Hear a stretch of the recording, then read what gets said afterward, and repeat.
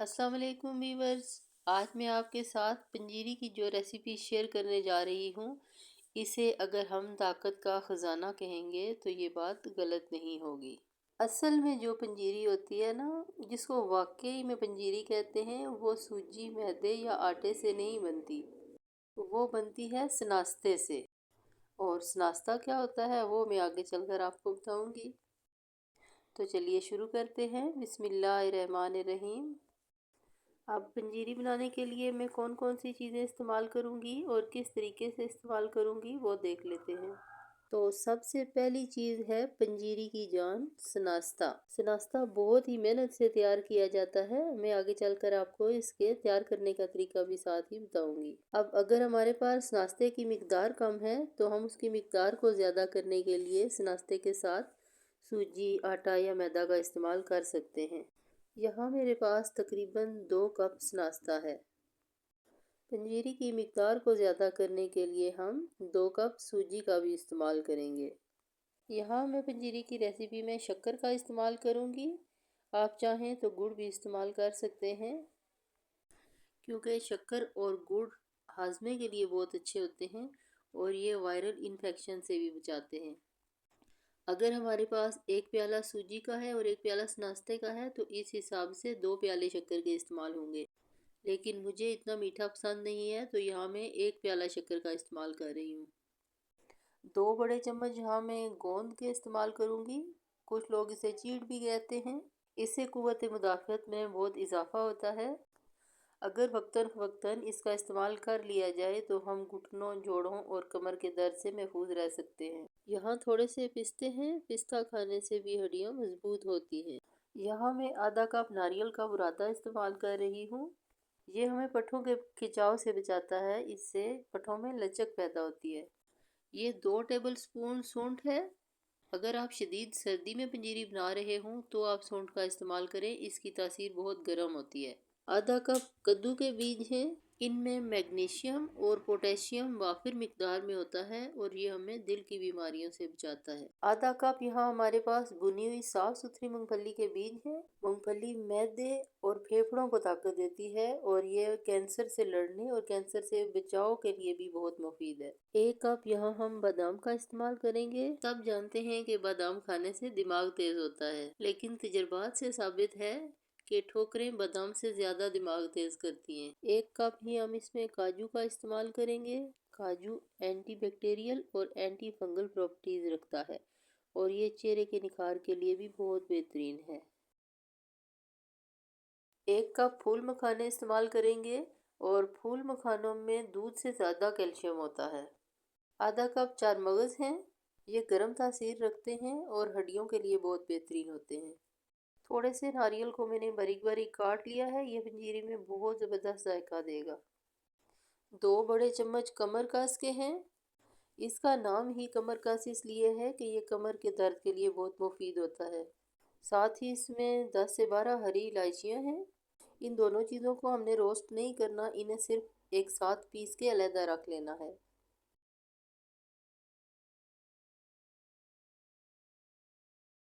आधा कप यहाँ अखरोट की गिरी है। ये भी हड्डियों और जोड़ों के दर्द के लिए बहुत मुफीद है। आधा कप ही मैं इसमें मेवे का इस्तेमाल करूंगी। मेवा खून को साफ करता है और खून की कमी भी पूरी करता है। मैंने आपको हर एक चीज़ के फ़ायदे इसलिए बताए हैं ताकि आपको पता चले कि पंजीरी को ताकत का ख़जाना क्यों कहा जाता है। अब हम हल्की आंच पर फ्राइंग पैन को गर्म कर लेंगे और इसमें 1 चम्मच देसी घी डालेंगे। घी मेल्ट होना शुरू होगा तो साथ ही हम इसमें गोंद डालेंगे। 1 से 2 मिनट हल्की आंच पर इसको फ्राई करेंगे तो ये फूल कर बिल्कुल मोतियों की तरह हो जाएगी। गोंद अच्छी तरह से फूल चुकी है और क्रिस्पी हो चुकी है। अब हम इसे अलग बर्तन में निकाल लेंगे और जो दाने नहीं फूले उन्हें हम चुनकर निकाल देंगे।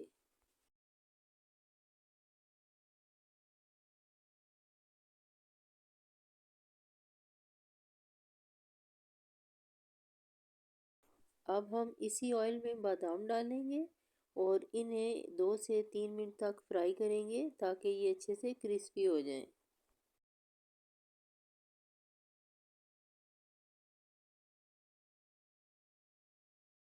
क्रिस्पी होने पर हम बादामों को भी ऑयल से निकाल लेंगे।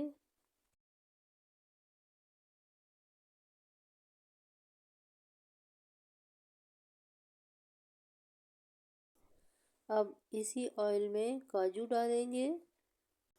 अब मेरे पास ये काजू पहले से ही फ्राइड हैं, तो हम साथ ही इसमें बाकी की चीज़ें भी शामिल कर लेते हैं। अब इसमें साथ ही शामिल करेंगे कद्दू के बीज, 4 मगज,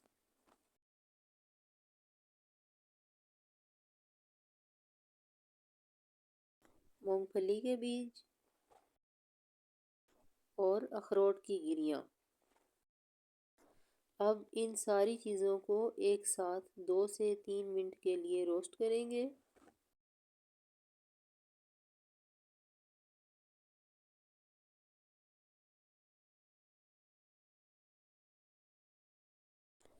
और इन्हें भी बादाम वाले बर्तन में निकाल लेंगे।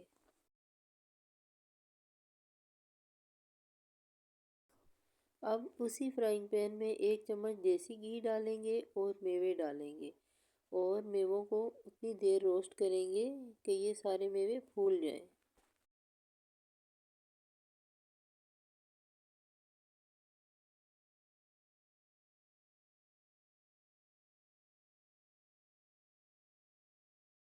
अब मेवे के बचे हुए घी में पिस्ते डालेंगे और पिस्ते को भी 2 मिनट के लिए फ्राई कर लेंगे।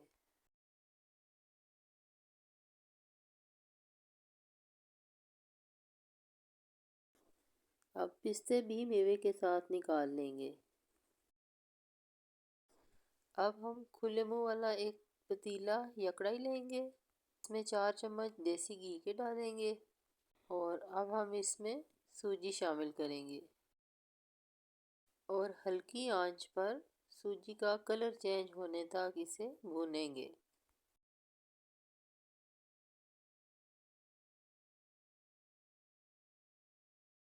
इस दौरान चमचा मुसलसल चलाते रहेंगे ताकि किसी जगह भी छोड़ देने से सूजी जल ना जाए।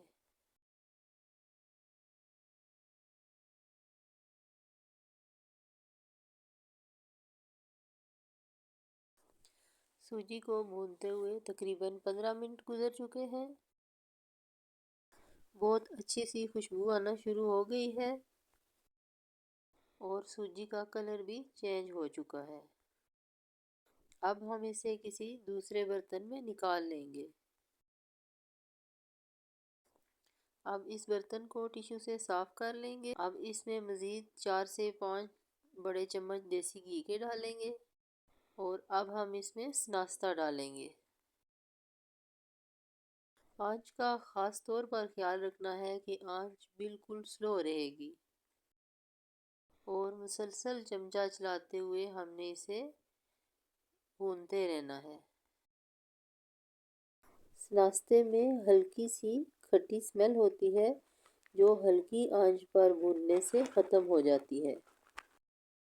अब मैं आपको बताती हूँ कि इस नाश्ता बनाया कैसे जाता है। गंदम को किसी बर्तन में डालकर उसमें इतना पानी डाला जाता है कि वो अच्छी तरह से उसमें भीग जाए और उसे 20 से 25 दिन के लिए छोड़ दिया जाता है।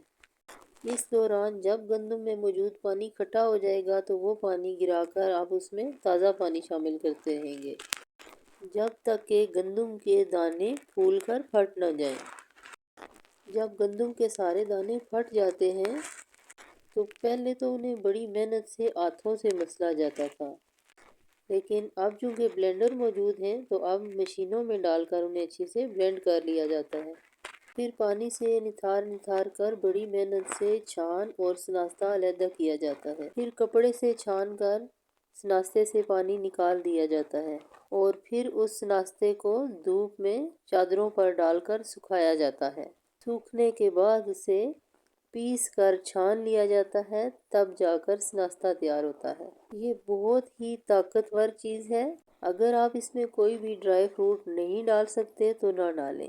आप इसमें शक्कर और देसी घी डालकर नाश्ता तैयार कर सकते हैं। सर्दियों में इस्तेमाल के लिए ये बहुत ही बेहतरीन चीज़ है। अब नाश्ते को भूनते हुए भी तकरीबन 20 से 25 मिनट हो चुके हैं। ये सूजी से ज़्यादा टाइम लेता है। जब इसका कलर शक्कर जैसा हो जाए तो इसकी भुनाई रोक दें।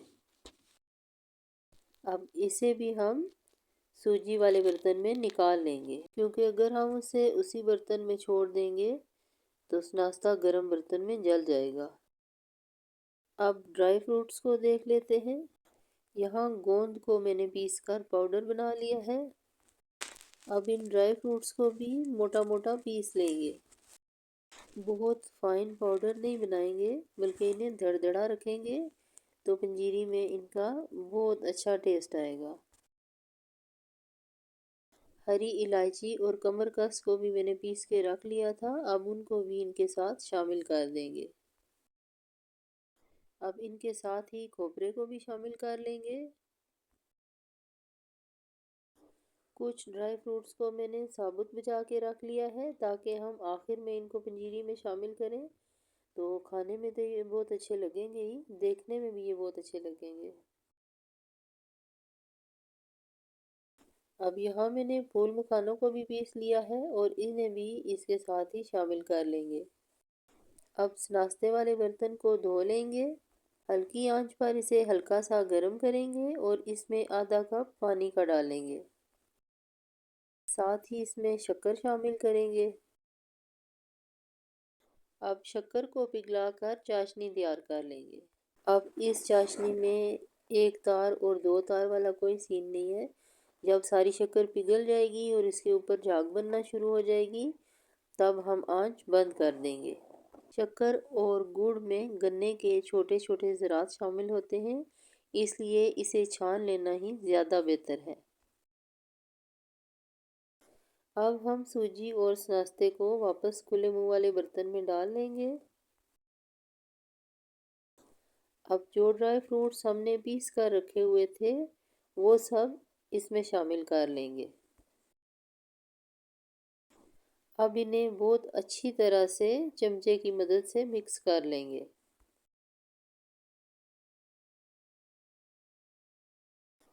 अब हम इसमें चाशनी शामिल करेंगे और दोबारा से चमचे की मदद से इसे अच्छी तरह से मिक्स करेंगे।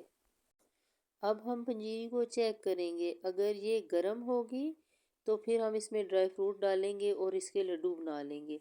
और अगर ये अच्छे से गर्म नहीं है तो हम इसे दोबारा चूल्हे पे रखेंगे और चमचा चलाते हुए इसे अच्छा सा गर्म कर लेंगे। गर्म करने के बाद अब हम इसमें बाकी के ड्राई फ्रूट्स डालेंगे, इन्हें हल्का सा मिक्स करेंगे और फिर इनके लड्डू बना लेंगे। अब अगर आपने लड्डू बनाने हों तो फिर आपने सारे ड्राई फ्रूट को दरदरा सा पीस कर शामिल करना है और शक्कर भी बराबर मिकदार में इस्तेमाल करनी है, क्योंकि पिसे हुए ड्राई फ्रूट से लड्डू आसानी से बन जाते हैं और अगर ड्राई फ्रूट साबुत होंगे तो वो लड्डू बनाने में थोड़ा सा टाइम और मेहनत ज़्यादा लेंगे।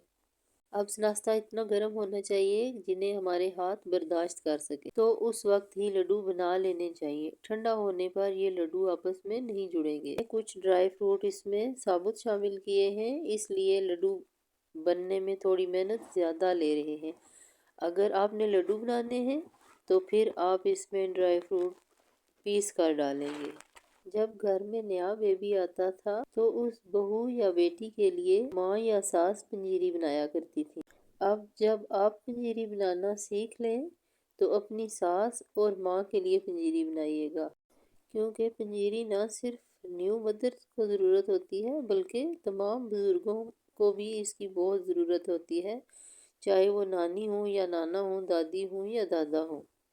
बच्चे और बड़े सब इसे खा सकते हैं, बल्कि बहुत शौक से खाएंगे।